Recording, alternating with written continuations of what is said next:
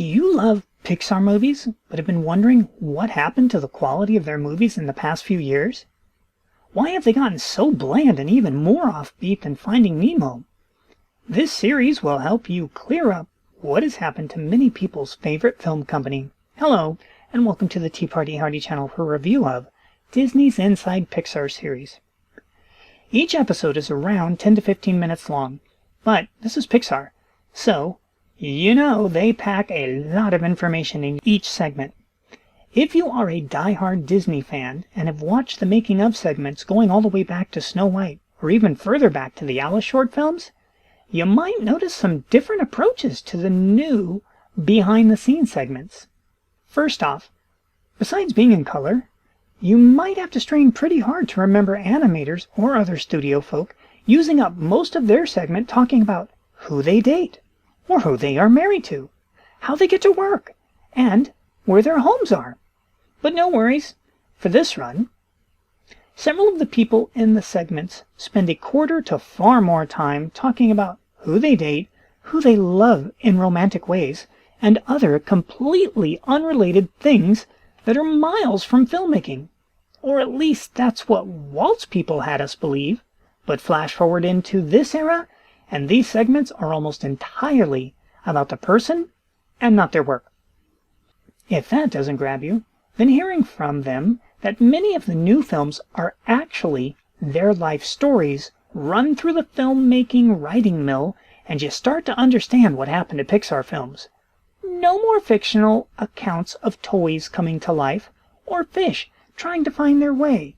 No, now we are being treated to people self-obsessed, and to complete their obsession, their life stories too. These are not biographies of people known to all, or people who need a spotlight on them due to their powerful story. No, these are just regular folk at Pixar who took it on themselves to not use TikTok or YouTube, but instead shed their life story throughout a multi-million-dollar project. And there you have it. The modern Pixar movies are all autobiographies now, instead of fleshed out and searched through great stories. Besides being treated to who these people love romantically, you also find out that black men getting a haircut is fundamental to being a black man. And we are told this by a man who shows how he had a whole segment pushed into his autobiography, Soul, even though, admittedly, it had no connection to the story that was going on. Then, just a few minutes later, the same fellow tells us that Disney and Pixar have hired a bunch of black people to sit in on the writing to authenticate the blackness feel of the movie.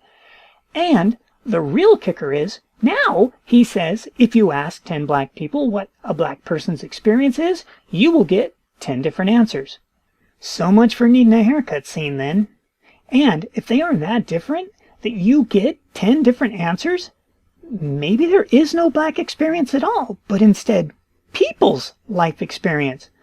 But that would put all those people out of work who just get paid to authenticate their 10 black experiences. It's good work if you can get it, we are certain. If you long to know how films are made in the modern world, maybe this series is just right for you.